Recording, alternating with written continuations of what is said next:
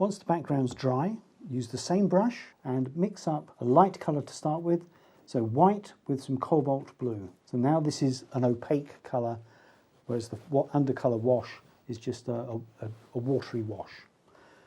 And stipple over the background.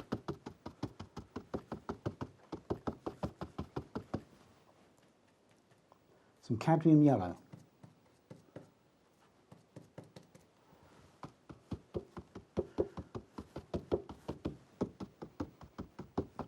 Take that up to the top. Some pale olive green with a touch of blue.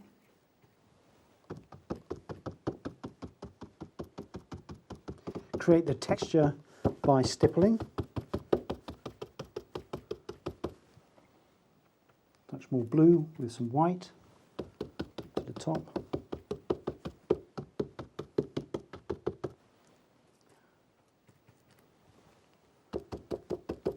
Darker colour towards the edge of the painting. Bring that in. Lighter colour there. Touch of yellow.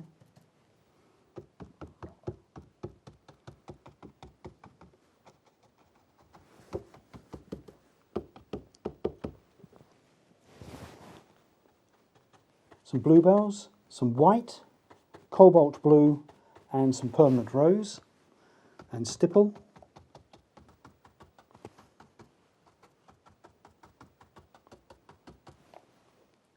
Touch more white. So change the tone of the bluebells.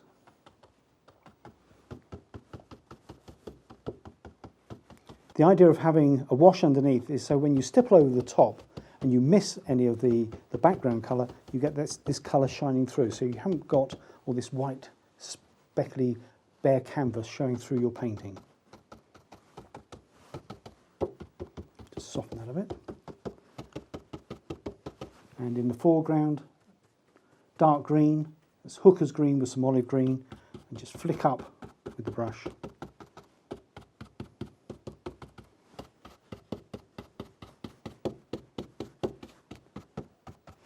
Bring that down towards the footpath. A bit more texture. Then moving on to a smaller version of the golden leaf brush, which is the foliage brush. Some white, raw sienna. Lighten the footpath.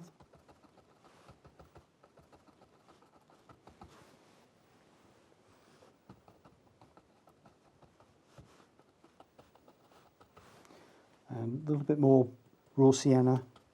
Let's get rid of the white of the canvas there.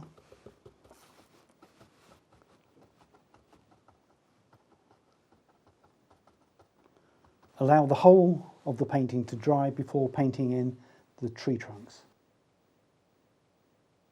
So when the painting is dry, what we have is a very mottled effect, and this is going to be the foliage. It looks a mess at the moment, but simply by painting in a few tree trunks, the whole thing will start to look like a wood. So I'm going to use a light colour first.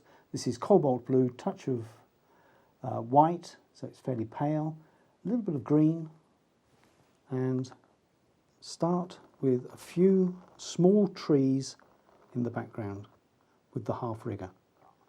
And once you start to paint in a few brush strokes, it's starting to look like a wood. So these trees are right at the back of the wood. Put another one just showing through there. Fade that up into the colour at the top. Then with a slightly stronger mix, so some cobalt blue, hooker's green, touch of burnt umber, just to darken that just a shade.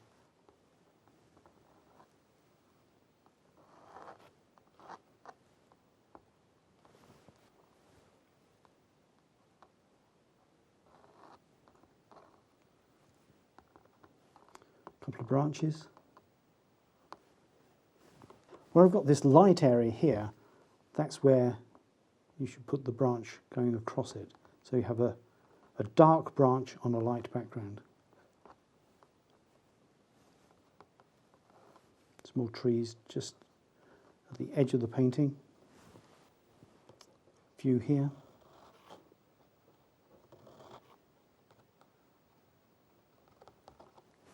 Moving on to a slightly larger brush, this is the medium detail brush, slightly stronger, darker mix of Hooker's green, cobalt blue and burnt umber. And we'll have a larger tree here, more in the foreground.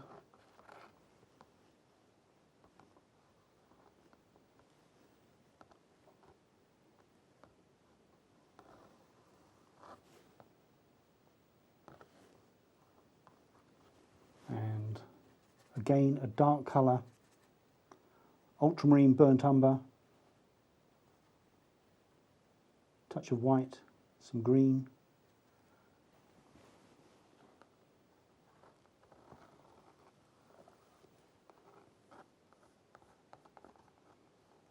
And bring this tree a little bit lower than the trees in the middle distance.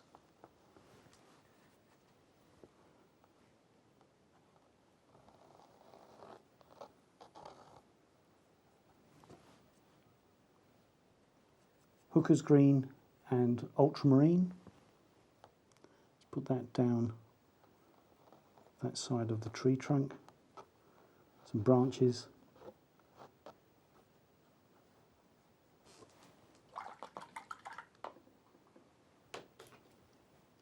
Back to the half rigger. Some branches in there. A lighter colour, white, pale olive green, a touch of raw sienna. And the sunlight's coming through from the right to the left, so just a little bit of highlight on the side of those trees.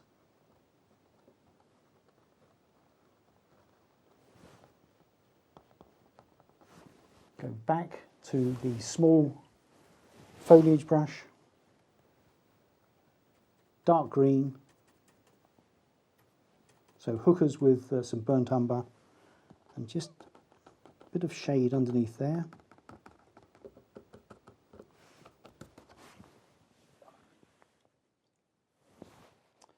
And a darker bluebell colour, so cobalt blue, permanent rose, a touch of white, not too much.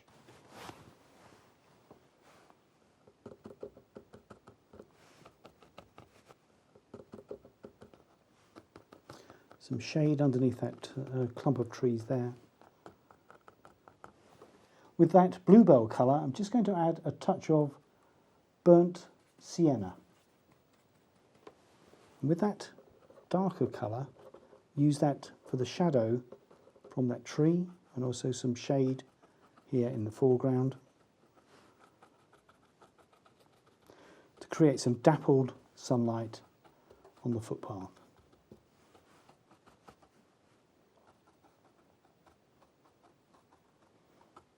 And finally, with the golden leaf brush, squeeze the water out of the brush, dark colour, hooker's green, some olive green, and just stipple a few leaves and soften the tree in the foreground. A bit of a darker colour there.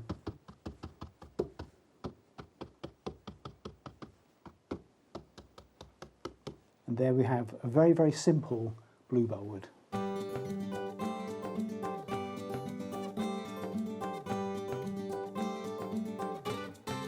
going to show you a simple wet into wet watercolour technique. I'm going to start with some watercolour paper. This is Bockingford Extra Rough. It's 140 pounds, 300 grams, acid free, and just wet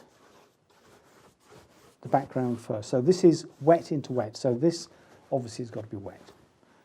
Then with a touch of blue, this is ultramarine, and just wash that into the sky area.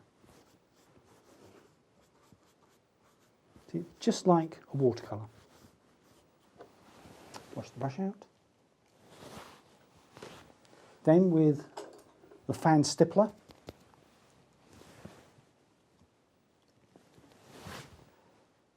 some blue, this is ultramarine and a touch of burnt umber.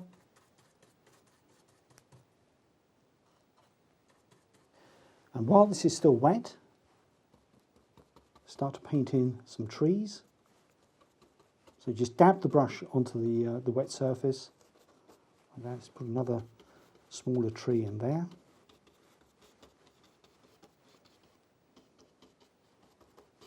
So very, very misty.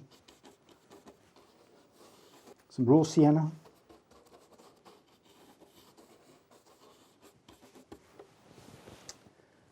And some burnt umber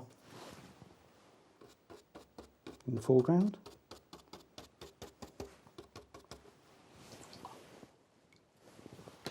Then with a half rigger, ultramarine and burnt umber, so it's the same two colours we started with, and again while it's still wet, paint in the tree trunk and some branches. And because it's wet into wet, it dissolves into the background and you get this lovely soft image. A little bit of shade underneath the tree.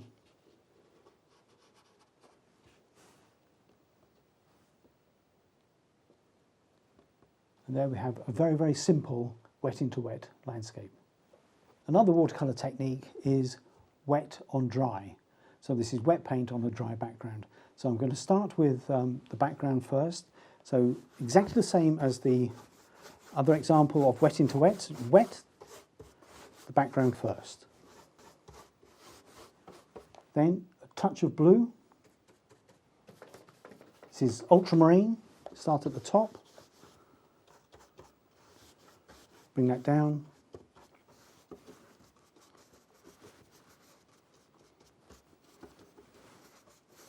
Like that. And a little touch of burnt umber. Just a darker line on the horizon for some background trees.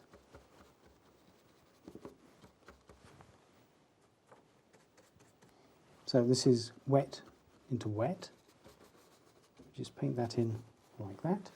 So that's the background wash, and we just allow that to dry. With the fan stippler, a mixture of ultramarine and some burnt umber. So it's a greyish colour. Start at the top of the tree and just pat the brush onto the surface. So this is wet paint onto a dry background, wet on dry. Bring that down. Another tree here. So just stipple, drag the brush down.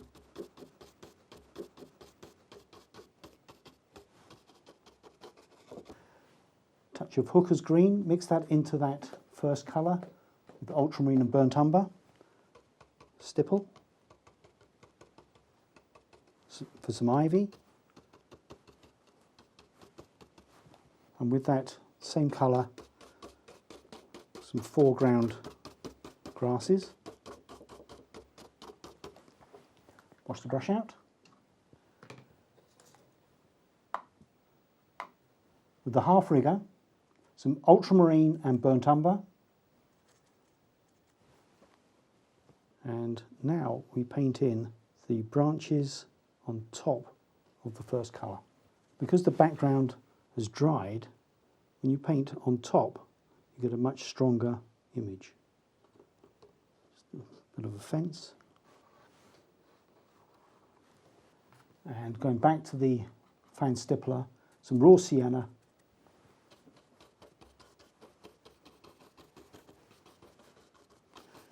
And this is now dried, so you can paint over the top of that without fear of any of this shifting underneath.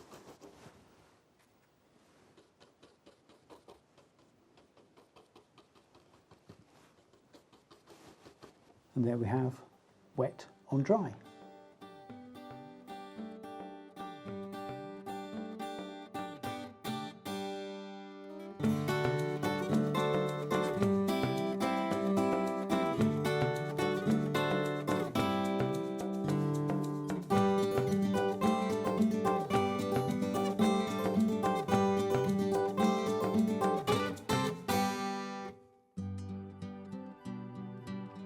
Now available to buy. Try these techniques at home whenever you wish. The extended version of today's workshop and the book that accompanies this series are now available to order from the Painting and Drawing channel. For further information and to order your copy, go to www.paintingdrawingchannel.com.